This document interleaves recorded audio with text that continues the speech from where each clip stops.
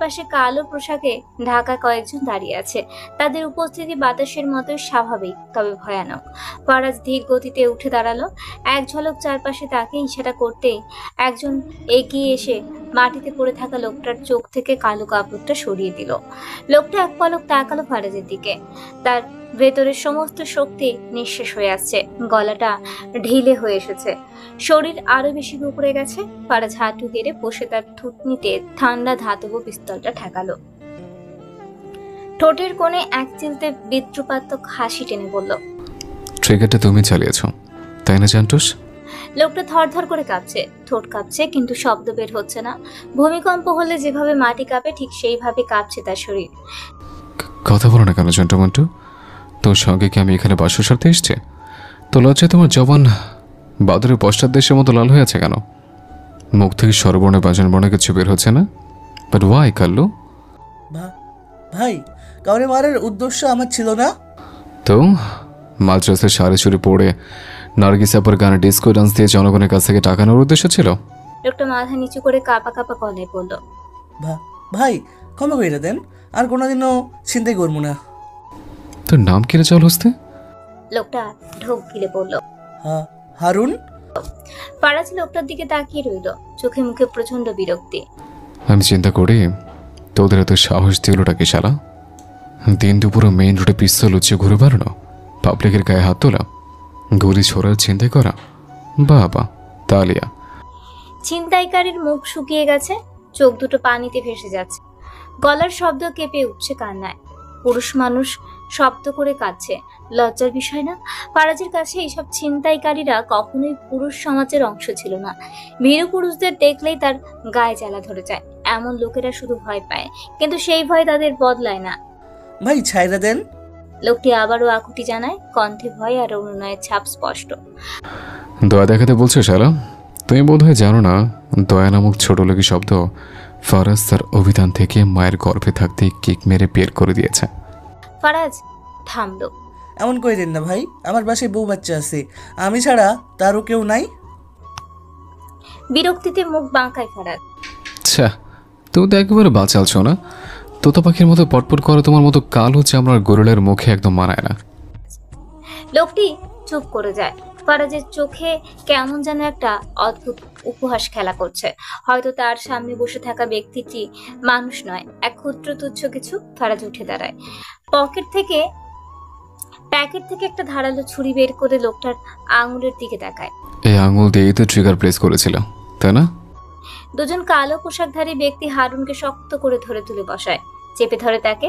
হাতের আঙুলগুলো শক্ত করে টেনে ধরে যেন নড়তে না পারে। তবে নড়ার ক্ষমতাই বা কোথায়? তার শরীরের প্রতিটি জয়েন্টে ইতিমধ্যে করিয়ে দেওয়া হয়েছে। সে এখন কেবলই নিস্তব্ধ, যন্ত্রণার ভারে অবস্থার দেহ। ফারাজ ঝুঁকলো, কোনো সতর্কতা ছাড়াই এক ঝটকায় ছুরিটা চালিয়ে দিল। ছ্যাত! ডান হাতের তর্জনী মুহূর্তেই শরীর থেকে বিচ্ছিন্ন হয়ে যায়। গভীর কাঁটা অংশ থেকে গরম রক্ত গড়িয়ে পড়ে, গটগট শব্দে মেঝেতে ছড়িয়ে যায়। ভোঁতা কর্কশ এক আর্তনাদ ঘর জুড়ে প্রতিধ্বনিত হয়। তারপর মুহূর্তের জন্য সব নিস্তব্ধতা। কিন্তু নিস্তব্ধতা স্থায়ী হয় না। পরপর কয়েকটি আর্তনাদ বদ্ধ কক্ষের লোমহর্ষক পরিস্থিতি জানান দেয়। প্রতিটি চিৎকার ক্রমে ম্লান হয়ে আসে, ব্যথায় চূড়ান্ত পর্যায়ে অনুভূতিগুলো নিস্তেজ হয়ে আসছে। ফারাজের সামনে পড়ে আছে 10টি বিচ্ছিন্ন আঙুল। মেঝেতে জমে থাকা রক্তের কুয়াশায় ঢেকে গেছে চারপাশ। ফারাজের শরীরের শার্টটাও রক্তে ভেজে একাকার। মুখে রক্ত ছিটকে কি ভয়ানক দেখাচ্ছে তাকে। আগে থেকে বিরক্ত ভাব কিছুটা কমেছে, ফুটে উঠেছে এক শীতল বিকৃত আনন্দ। হারুনের শরীরে ধীরে ধীরে মাটিতে ঢলে পড়ে। তার গা থেকে শার্টটা কে যেন ছিঁড়ে খুলে ফেলে দিয়েছে। রক্তে ভেজা শরীর উদ্ভাসিত হয়ে উঠেছে হলুদাভ আলোর নিচে। ফারাজ এবার হাতের মুঠোয় তুলে নেয় রামদাটা। চকচকে ফলাটা আলোয় ঝলসে ওঠে।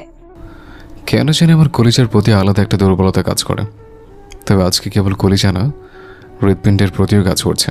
দেখি মেবে তোর কলিজার হৃৎপিণ্ডের সাইজ কতখানি। সদা হলে তুই বড় সন্ত্রাসবাদী বলে কথা। ফারাজের কণ্ঠস্বর নিস্তরঙ্গ, কোনো উন্মত্ততা নেই। হারুনের গলায় পা রেখে জোরে চেপে ধরে ফারাজ। নরম কোলাপসিবল হাড়গুলো চূর্ণ বিচূর্ণ হওয়ার শব্দ। তারপর বুকের ওপর কয়েকটা প্রচন্ড লাথি বসে দেয় হারুনের নিভু নিভু প্রাণ। চোখে মুখে মৃত্যুর ছায়া স্পষ্ট, শরীরে শক্তি পর্যন্ত নেই আর। এক মুহূর্ত দেরি না করে ফারাজ হঠাৎ রামদাটা চালিয়ে দেয় হারুনের বুকে। স্ট্র্যাক চামড়া বিদীর্ণ করে বেরিয়ে আসে লাল রঙের কাঁচা মাংস। হৃৎপিণ্ডের কাছে পৌঁছানোর আগেই হারুনের ফুসফুস থেকে ফেটে বেরিয়ে আসে এক বেদীর্ণ চিৎকার। পুরো ঘর কাঁপিয়ে দেওয়া একটা চাপা আর্তনাদ। কিন্তু ফারাজ থামে না, সেই রামদাটা টেনে নামিয়ে নিয়ে আসে বুকের মাঝখান বরাবর।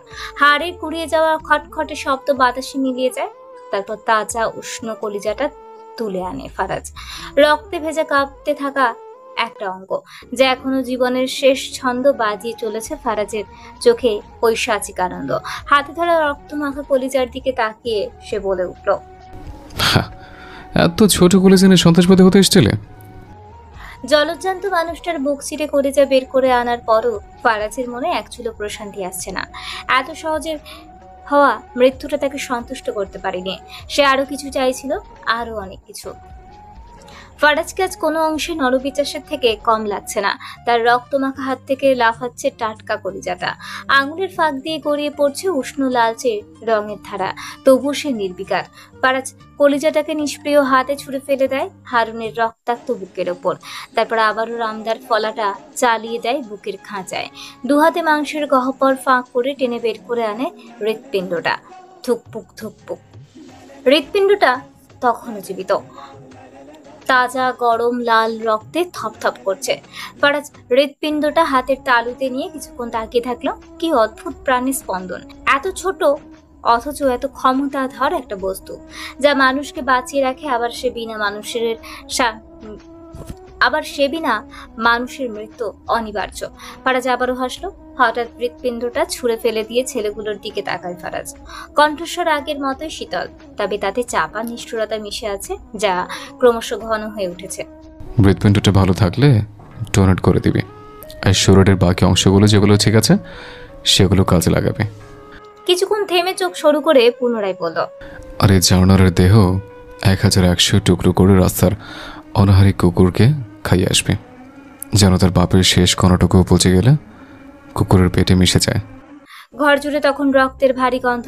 হারুনের নিথর শরীর মেঝেতে পড়ে আছে, দুই ভাগে বিভক্ত হয়ে। চারপাশের দেওয়ালে ছিটকে থাকা রক্তের ছোপগুলো ফারাজের নীরব উন্মত্ততার সাক্ষ্য বহন করছে। সে বুলিয়ে কপালের সামনে চলে আসা রক্ত মাখা চুলগুলো ঠিক করে নেয়। মুখের ওপর ছিটকে পড়া রক্তের ডলাটুকু থুতু দিয়ে গিলে নেয় অনায়াসে। তার চোখে এখন আর কোনো বিরক্তি নেই, নেই কোনো ক্রোধ। আছে কেবল এক ধর্ষচ্ছন্ন বিকৃত প্রশান্তি। ঘরটা এখন শীতল হয়ে গেছে, পুরোই নিঃশব্দ। এতক্ষণ পর্যন্ত যে মৃত্যুর ছায়ার মতো ঘুরে বেড়াচ্ছিল কক্ষের কোনায় কোনায়, সে এখন ফারাজের মুখের সেই বাঁকা হাসির মধ্যে স্থায়ী বাসা বেঁধেছে। ফারাজ আরো একবার কলিজাটার দিকে তাকায়, ফিসফিস করে বলে, কলিজাটা আজ আমি নিজ হাতে রান্না করব, তারপর স্বাদ গ্রহণের পালা। দক্ষিণা বাতাসের স্নিগ্ধ পরশ নিঃশব্দ মেঘাচ্ছন্ন রাতের মাদকতা আরো বাড়িয়ে তুলেছে। হাসপাতালে জানালা দিয়ে আসা হালকা পিরপির হাওয়ায় চিত্রার চুল এলোমেলো হয়ে যাচ্ছে বারবার। সে চুপচাপ জানালার দিকে তাকিয়ে আছে, রাতের উদাসীনতার মধ্যে কোনো অর্থ খুঁজে পাওয়ার চেষ্টা করছে। হাসপাতালের একঘেয়ে বেডে সে শুয়ে আছে বাধ্য হয়ে। কিছুক্ষণ আগেই ফাড়ি এসেছে, কথা বলেছিল কিছুক্ষণ, এখন হয়তো করিডোরে পায়চারি করছে। চিত্রা হাতে স্যালাইনের সুচ বিঁধে আছে, শরীরও ভীষণ দুর্বল। কিন্তু চিত্রার মন পড়ে আছে অন্য কোথাও। তার চোখের সামনে বারবার ভেসে উঠছে সেই নিষ্পাপ শিশুটির নিথর দেহ। কি থেকে কি হয়ে গেল আজ? সন্ত্রাসের বিষবাষ্প আজ কিশোরগঞ্জকে গ্রাস করেছে, কাল হয়তো পুরো দেশকে করবে। এসব কেবল নৃশংসতা নয়, এর পেছনে আছে সুপরিকল্পিত এক ব্যবসা, যারা মানুষকে অমানুষে পরিণত করছে। তাদের দিয়ে অপরাধ করিয়ে ফায়দা লুটছে, তারাই এসব ঘটনার মূল কারিগর। রাজনৈতিক চালের চেয়ে এখানে ব্যবসায়িক স্বার্থই বেশি প্রাধান্য পাচ্ছে। চিত্রা শ্বাস ছাড়ল। আজকের আকাশ তাকে বাড়ির কথা মনে করিয়ে দিচ্ছে। এই দিনে বাড়ির কত আয়োজন হতো, গরম গরম ভাজা পোড়া, চায়ের আড্ডা চলতো দীর্ঘ রাত অবধি। চিত্রা নিজে হাতে সবকিছু করতো। নিজের ভাগের খাবারটুকু লুকিয়ে যখন সোহাগকে দিত, তখন যে কি শান্তি লাগতো চিত্রার। এক রাতের কথা, সেদিন ঝুম বৃষ্টি হচ্ছিল, বাড়িতে সন্ধ্যা থেকে বিদ্যুৎ ছিল না। চারিদিকে কেবল প্রকৃতির নীরব কান্না। প্রতিদিনের মতোই চিত্রা লুকিয়ে লুকিয়ে সোহাগের রুমে গেল। সে প্রায়শই যেত, ঘুমন্ত সোহাগের পাশে বসে থাকতো, নিঃশব্দে চেয়ে চেয়ে স্বপ্ন দেখতো একদিন এই মানুষটার পাশেই সারা জীবন কাটিয়ে দেওয়ার। কিন্তু সেদিন সোহাগ রুমে ছিল না। চিত্রা দুশ্চিন্তায় পড়ে গেল। কোথায় গেল সে? হঠাৎ করেই তার মনে পড়ল ছাদের কথা। ছুটে গেল সেখানে। সোহাগ একলা দাঁড়িয়েছিল। প্রবল বৃষ্টিতে ভিজছিল নিঃশব্দে। পরনের সাদা স্যান্ডো গেঞ্জি ভিজে শরীরের সঙ্গে লেপ্টে গিয়েছিল। লুঙ্গিটাও বোধহয় ভারী হয়ে গিয়েছিল জলে। কিছু না বলে চিত্রাও পাশে গিয়ে দাঁড়ালো। সারা রাত তারা একটাও কথা বলেনি, শুধু একসঙ্গে ভিজেছে, তাতেই চিত্রা খুশি ছিল। অথচ আজ সোহাগ চিত্রাকে মনে রাখে না। যে সোহাগ একসময় চিত্রার সামান্য জ্বরও পুরো বাড়ি মাথায় তুলত, সে এখন অন্য কাউকে ভালোবাসে, অন্য কাউকে বিয়ে করার স্বপ্ন দেখে। চিত্রার চোখের কোণে অজান্তেই জল জমে ওঠে। মুহূর্তেই কান্না ফেটে বেরিয়ে আসে তার বুক থেকে। সবাই বলে কাঁদলে নাকি মন হালকা হয়, দুঃখ কমে যায়। যদি দুঃখের সঙ্গে তার স্মৃতিগুলো যদি মুছে যেত তাহলে বোধহয় ভালো হতো। কিন্তু মানুষ স্মৃতির বাহক, স্মৃতি নিয়েই বাঁচতে হয় তাকে। তবে যারা স্মৃতি ভুলতে পারে তারাই সামনে এগোতে পারে। চিত্রার এখনো অনেক দূর যেতে হবে। মাঝপথে সে কিছুতেই থামতে পারবে না, কিছুতেই না। কাঁদছো কেন প্রিয়তমা? চিত্রা চোখের পানি আড়াল করার চেষ্টা করলো। ফারাজ পাশ ফিরে দেখলো দাঁড়িয়ে আছে ফারাজ, গায়ে একটা শুভ্র রঙা শার্ট, ব্লেজার হাতে। ফারাজ এগিয়ে এসে চিত্রার পাশে এসে বসলো। চিত্রা মুখ ফিরিয়ে অভিমান জড়িত গলায় বলল, আমি ঠিক আছি। জোর করে এখানে বন্দি করার কারণটা কি? রোগীর ওষুধের ভয়ে এমন 2-4টে চাপা মেরেই থাকে, তাই বলে কি সব বিশ্বাস করতে হবে? চাপাবাজি বললেন? ফারাজ চোখ সরু করে তাকালো, ঠোঁটের কোণে এক চিলতে হাসি। কেন, কারো গায়ে লেগেছে বুঝছে? দেখুন। এখানে দেখাবে? ফারাজ চারিপাশে চোখ বুলায়, জিহ্বা কেটে বলে, দুঃখিত বউ, রুমে সিসি ক্যামেরা আছে, তবে তুমি চাইলে আমি ক্যামেরার চোখে পট্টি বেঁধে দিতে পারি। দেবো নাকি? চিত্রা বিরক্ত চোখে তাকালো। আপনি কোন পদের মানুষ বলুন তো? ফারাজ মুচকি হেসে একদম স্বাভাবিক গলায় জবাব দেয়, সেই পদ যেটা দিয়ে সৃষ্টিকর্তা তোমাকে আমার জন্য বানিয়েছেন। চিত্রা হতভম্ব হয়ে কিছুক্ষণ তাকিয়ে রইল, তারপর মাথা নাড়িয়ে বলল, আপনার মতো পুরুষ আমি আমার পুরো জীবনে আর একটাও দেখিনি। আপনার সঙ্গে পেরে ওঠা দায়। ফারাজেলের একটা ভার্সনই উপরওয়ালা তৈরি করেছেন প্রিয়। দুনিয়ায় শত মানুষ পাবে, তবে ফারাজালাই হারিয়ে গেলে কচুও পাবে না। চিত্রা বিরক্ত হয়ে বলল, নিজের এত প্রশংসা কেমনে করে করেন? মুখ ব্যথা করে না? তোমার উপর দিয়েও তো কত বড় ঝড় বয়ে যায়, কই ব্যথা করে না? ফারাজ চোখ টিপে মুচকি হাসলো। চিত্রা এক ঝটকায় মুখ ফিরিয়ে বলল, ছি, খালি ডাবল মিনিং এর কথাবার্তা, জাস্ট অসহ্যকর। ফারাজ মুখ ভেঙচি কেটে চিত্রাকে খাপানোর জন্য বলল, খোদা তোমার মুখে কলচে ধলে দিয়েছে নাকি? মুখ থেকে চুলকানো কথাবার্তা ছাড়া ভালো কিছু বের হয় না? মুড়ি খাও শ্বশুরবার মাইয়া। বাইরে থেমে থেমে বৃষ্টি পড়ছে। ঘরের জানালা দিয়ে শো শো করে হাওয়া ঢুকছে। বাড়চিয়া রান্নাঘরে ঢুকে ঠিক করে ফেললো আজ হবে জম্পেশে খাওয়া দাওয়া। মেনু খিচুড়ি, বেগুন, ইলিশ ভাজা আর ইলিশের লেজ ভর্তা। সকালে সোহাগ ঘাট থেকে ইলিশ মাছ কিনে এনেছিল। জান্নাত নতুন বউ, তাই মার্জিয়া তাকে কাজ করতে দিচ্ছে না। মারিয়া শাশুড়িকে হাতে হাতে সাহায্য করে দিচ্ছে। শুক্রবার সোহাগ আর জান্নাতের বিয়ের একটা ছোটখাটো আয়োজন করা হবে। হাতে সময় নেই, সেই বাজারগুলো তো করতে হবে। বাড়িঘর এখনো অগোছালো, দুনিয়ার কাজ পড়ে আছে। মার্জিয়া প্রথমেই পোলাওয়ের চাল আর মুগ ডাল একসঙ্গে ধুয়ে পানি ঝরাতে দিল। তারপর কড়াইতে অল্প ঘি গরম করে চাল ডাল হালকা ভেজে নিল, যতক্ষণ না হালকা বাদামি রং ধরে। মশলা কষানোর পর ভাজা চাল ডাল মিশিয়ে দিয়ে গরম পানি ঢেলে ঢাকনা দিয়ে রাখলো।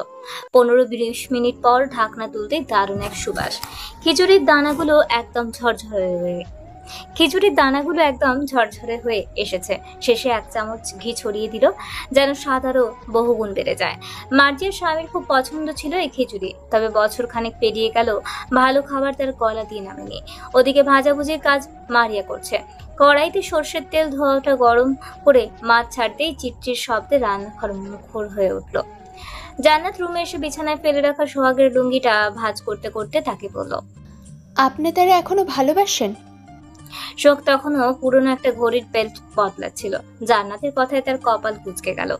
এক দৃষ্টিতে তাকিয়ে প্রশ্ন করল, কার কথা বলছো? ওই যে চিত্রা আপার কথা।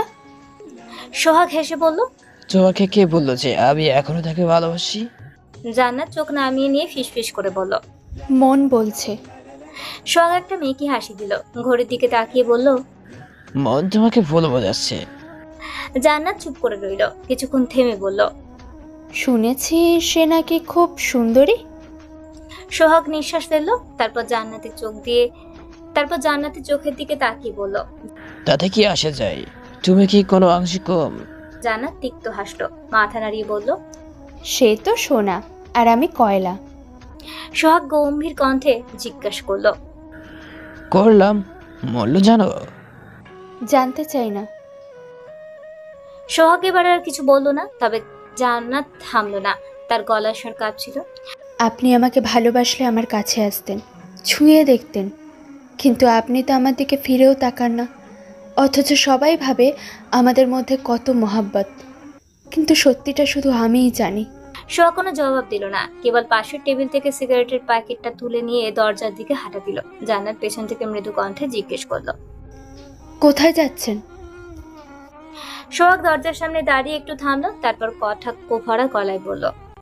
সিগারেটের সঙ্গে প্রেম করতে যাচ্ছি সখী, একটু হাওয়া খেতে চাই, তুমি আমার কাছে যাও। জান্নাত আর কিছু বললো না, ঠোঁট কামড়ে চোখের পানি আটকে রাখলো। কেন তাকে এভাবে সারা জীবন কাটিয়ে দিতে হবে? কেন চিত্রা সোহাগের জীবনে না থেকেও সবটা নিয়ন্ত্রণ করছে? কোন অধিকারে? সৌন্দর্যের অধিকারে? জান্নাতের বুকের ভেতরটা মোচড় দিয়ে উঠলো। এই কষ্টের কি কোনো শেষ নেই? ফারাজের গাড়ি বাড়ির ভেতর ঢুকতেই লোকজন দৌড়ে এলো তাকে অভ্যর্থনা জানাতে, কিন্তু ফারাজ কারোর দিকে তেমন একটা তাকালো না। সে বরাবরের মতোই গম্ভীর। চিত্রার হাতে এখনো ব্যথা। সে ধীরে ধীরে গাড়ি থেকে নামতে গেল, কিন্তু ফারাজ তার আগে দরজা দিয়ে বেরিয়ে মুহূর্তের মধ্যেই তার সামনে এসে দাঁড়ালো। কোথায় যাচ্ছ বউ? ফারাজ একদম তার পথ আটকে দাঁড়ালো। চিত্রা বিরক্ত গলায় বলল। মরতে। ফারাজ হেসে ফেলল, দু হাতে কোমর ধরে বলল। এই মরমুখে শ্বশুরের ঘাটতারা মাইয়া, স্বামীর সঙ্গে রোমান্স করতে হয় তার আমি নয়, এসব শেখায়নি কেউ? চিত্রার চোখ মুখ গরম হয়ে উঠল, কাঁপা কাঁপা গলায় বলল। আমার মরা বাবাকে নিয়ে কিছু বলবেন না, একেবারে মেয়ের চারার মতো বাগানে রোপণ করে দেব। তারপর ফারাজ একদম স্বাভাবিকভাবেই কথার মাঝেই যোগ করলো। তারপর সে চারা গাছ বড় হবে, আর সেখান থেকে ফারাজ এলাহি নামক একটা হ্যান্ডসাম ফুলের জন্ম হবে। ফুলের গ্রান একেবারে এলাচের মতো হবে। চিত্রা চোখ ঘুরিয়ে বলল। হ্যাঁ, তাতে আমার এলাচ কেনার টাকাটাও বেঁচে যাবে। আমি আপনাকে বাগান থেকে ছিঁড়ে নিয়ে গরম পানিতে ডুবিয়ে চা বানিয়ে আয়েশ করে খাবো। ফারাজ না কুচকে বলল। যা দুষ্ট, তোমার মুখে দেখছি জজমের পানি ছিটাতে হবে, খালি উল্টো বড় কথা বল। ছিঁড়ে ডুবিয়ে too much bed sound. Chitra হত বিহ্বল হয়ে গেল। আশপাশের কর্মচারীরা তো তাকিয়েই আছে, অথচ ফারাজ এলাহির মনে একটু লজ্জা নেই। চিত্রায় কিছু বোঝার আগেই ফারাজ হঠাৎ ঝুঁকে তাকে দু হাতে তুলে নিল। আরে আপনি কি করছেন? ছাড়ুন বলছি।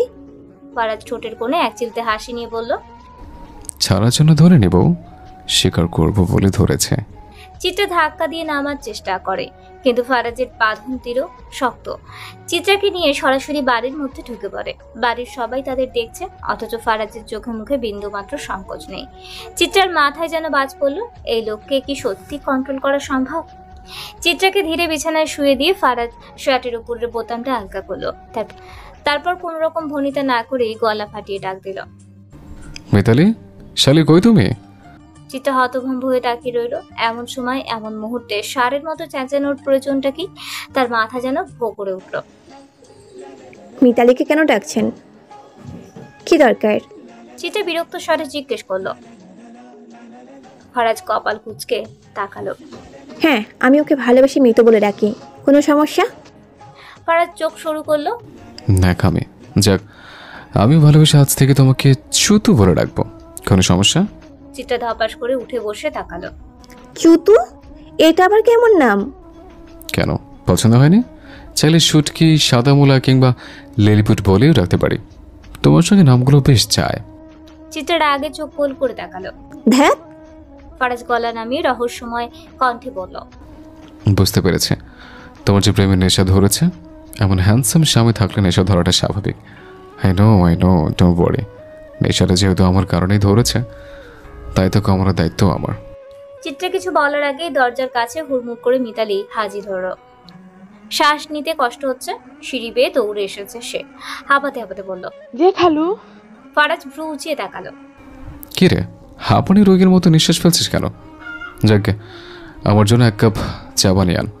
মিতালি মাথা ঝাঁকিয়ে সম্মতি জানিয়ে বলল। আচ্ছা, চায়ে চিনি কতটু দিমু? ফারাজ একটু ভেবে বলল, তোর যা ইচ্ছা, তবে বউয়ের মতো অত মিষ্টি যেন না হয়। পরে যদি অকালে সকালে বেড়েছে তখন লোকে তো আমায় চিনি বাবা বলে ডাকবে। মিতালি কৌতূহল ভরা কণ্ঠে জিজ্ঞেস করলো। চিনি বাবা মানে কি খালু? ফারাজ 1 সেকেন্ড চুপ থেকে বলল, তোর কিছু না, যা আমার বউয়ের মতো কড়া করে 1 কাপ চা বানিয়ে আন। চা আর সিগারেট একসঙ্গে না খেলে আমার বাথরুম হয় না, যা। মিতালি অবাক হয়ে ফারাজের মুখের দিকে তাকিয়ে রইল। আর চিত্রা সে চোখ বন্ধ করে দীর্ঘশ্বাস ফেলল।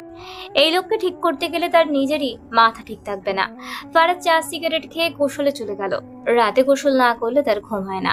দুনিয়ার পারমাণবিক বোমা নিক্ষেপ করলেও ফারাজ এলাহির গোসল করা চাই। তার একটাই কথা, দুনিয়া মারা খাক, শুধু তার গোসল করতেই পারলেই হলো। গোসল শেষে চিত্রাকে রুমে দেখতে না পেয়ে ফারাজের মুখটা কালো হয়ে যায়। তার ওষুধটা যদি এমন দৌড়দৌড়ি করে তাহলে ফারাজ কি নিজের রোগ কি করে সারাবে? ফারাজ কালো ট্রাউজার আর টি শার্ট পরে নিচে নেমে আসলো। ফারাজের লুঙ্গির সঙ্গে দুশ্মনী আছে। শালা লুঙ্গি চিজটা একেবারেই বেইমান। হুটহাট খুলে যায়। চিত্রা থেকেও 1 ধাপ উপরে এই ধাপ্পাবাজ লুঙ্গি। চিত্রাকে তো ফারাজ কন্ট্রোল করতে পারে, তবে লুঙ্গিকে আয়ত্তে আনা তার পক্ষে সম্ভব হয়নি। ফারাজের মুসলমানের কথা তাকে তার মা বিছানায় শুয়ে রেখেছিল। লোকজন সবাই ফারাজকে দেখতে আসছিল। সবাই একটু পর পর লুঙ্গি উঠিয়ে ফারাজের মূল্যবান সম্পদ দেখে কত কি বলে চলে গেল। মানে কি একটা অবস্থা! মানুষ বলা নেই, কওয়া নেই, তার ইজ্জত দেখে চলে যাচ্ছে। বাবার বন্ধুর একটা মেয়েও তাকে সেদিন দেখতে এসেছিল, বয়সে ফারাজেরই সমান। ঐশালী তো ফারাজের লুঙ্গি তুলে ইয়েটা দেখে ফিক করে হেসে বলেছিল, হি হি, সাদা কেছো। ফারাজ ব্যথায় সেদিন উঠতে পারেনি। যদি পারতো তাহলে ওই শালির চুল ছেড়ে দিত। সেই দিনের পর থেকে লুঙ্গি জিনিসটাকে ফারাজের ছোট লোকই মনে হয়। হুটহাট খুলে যায়। একবার তো লুঙ্গির সঙ্গে ফারাজকে বেল্টও পরতে হয়েছিল, তাই ফারাজ লুঙ্গি পরে না। সে কেন লুঙ্গি পরবে? ওইসব ছোট লোকরা পরে। ফারাজ ভাবনা থেকে বেরিয়ে আসে। ওই ভয়ানক দিনের কথা মনে করতে চায় না। ফারাজ নিচে এসে দেখে অন্দরমহলের সবাই আড্ডা দিচ্ছে, একসঙ্গে মিলে লুডো খেলছে। নদী ভাবি, ফারিয়া, নিরু আর মোহনা ভাবিও একসঙ্গে খেলছে। চিত্রা এক কোণে দাঁড়িয়ে খেলা দেখছে। ফারাজ চিত্রার দিকে এগোতে গেলেই একটা কল আসে তার ফোনে। অভ্র কল করেছে। ফারাজ অভ্রের কথাগুলো মনোযোগ সহকারে শুনলো। শেষে জবাব দিল, আমি আসছি, রান্না করে পার্সেল পাঠাতে হবে না।